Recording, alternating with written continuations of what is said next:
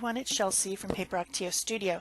Today I'm sharing with you a video hop that I'm doing with several other YouTube creators, and this hop is all about what inspires you to do art each day. My project today is kind of a different one. I had this phone case that I had created by one of those printers. They cost around $45. And I got a new phone, and my phone case really wouldn't fit on there anymore. And I didn't want to spend another $45 to scan my art and have it printed onto a new case. So I was just looking for a different, less expensive case, and I found this clear one that was only $5. $5 versus 45 or 40 or something. I can't really remember, but that printed one was expensive. And I thought, well, I could just make some art and put it in between the clear case and my phone, and then I could change it whenever I want, and I could save myself a whole lot of money. So that's what I decided to do, and I've had this little clear case. It's silicone. It comes on and off my phone really easy, and I'll put a link below to the case, and maybe you can find one that fits your phone. But I've been putting off this project for probably 6 months. The case has held up well. It hasn't cracked. My phone hasn't cracked. So I'm happy with this little cheap $5 silicone case. So what I'm doing right now is making a template. And of course, when you're making a template, you trace something, you trace around something, but then that's too big because it needs to fit on the inside. And so I needed to trim it down. And I figured out it's almost exactly the size of a tag, which is kind of funny. But I just used some inexpensive cardstock that I had to make a template. I trimmed it. I used a corner rounder to round the edges. That's like a little punch that bites off the corners. If you don't have one of those, you can obviously just do it with scissors, but since I have it, I might as well use it. And I decided I wanted to use a fairly lightweight paper. Most of my art is done on 140-pound watercolor paper, which is a stiff cardstock type stuff that doesn't break down when I use a lot of different wet media, because in mixed media you're constantly making a mess, you're putting in more layers on, and some paper doesn't hold up to that.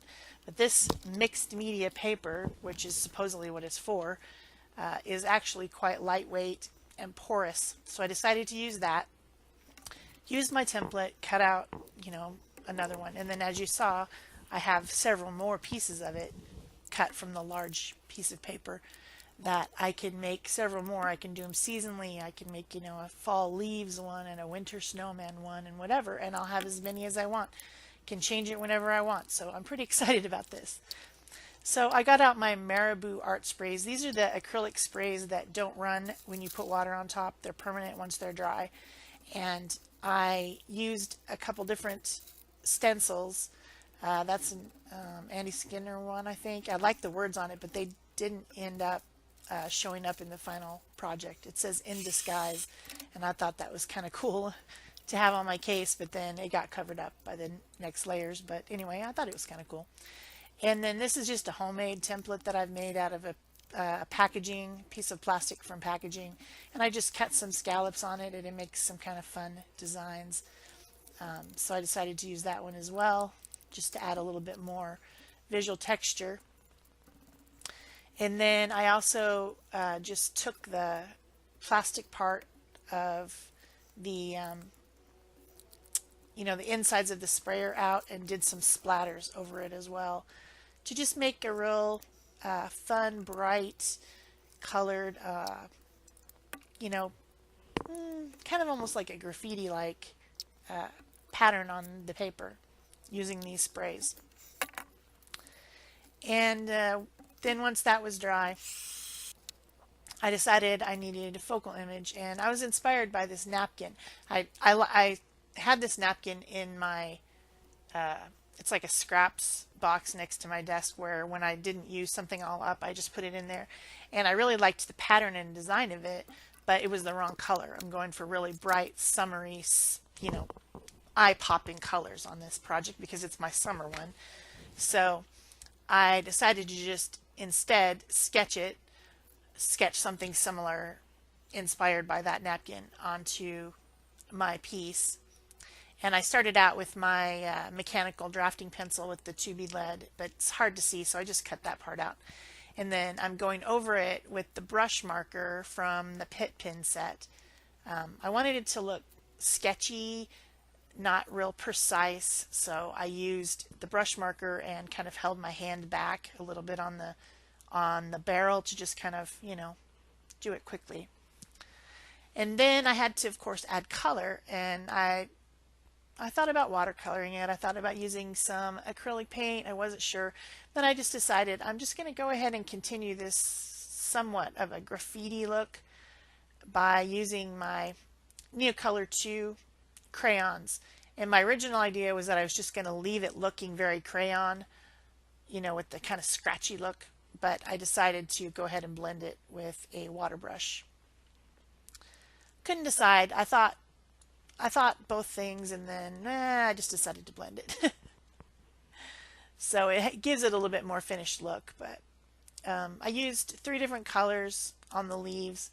Here I am kind of removing color, because when you use the Neocolor 2s directly under the paper like I was doing, it gives you a really thick coating, and it can actually cover up the black lines of the Pit Pen, and I didn't want to go back and go over it with my Posca pen or something and redo the lines. So I just used the wet brush to kind of lift up some of the color and just deposit it onto my paper towel there, so you could see the black lines through.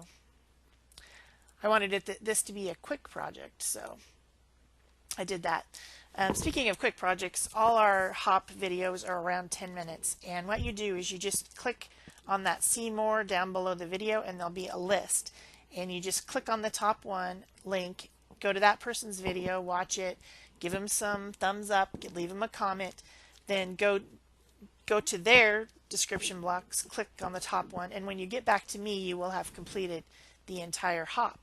It's really easy to do, and you should go visit everyone. And if you haven't subscribed to their channel already, we have some really new channels in the hop this time, then subscribe to them and help them out. So I hope you all do that and have fun hopping through the hop. So I'm just finishing up. I used orange and pink on the flower, and then did end up going in with a little bit of a deeper purple just at the base of the flower. I guess I did that after this. Okay. I went around the edges with the black ink pad just to give a border. And then I just added a little bit of yellow around some of the areas to kind of make a glow around the flower. Didn't really want a shadow. I just wanted kind of to delineate a few of those lines using some yellow. And then my final thing was to do some sketchy, scribbly highlights using my white Posca pen, like I do. And I think that this project is almost complete. I think. I did some scribbles, some lines, some just, I don't know, kind of movement. And then I shook the pen out and made some white splatters too. Then once that was dry, I fitted it back into my case, making sure the case was clean inside. And then I ended up taking it back out and signing my name. So I hope you've enjoyed this video, and I hope you enjoyed the whole hop. That's it for me. Thanks. Bye-bye.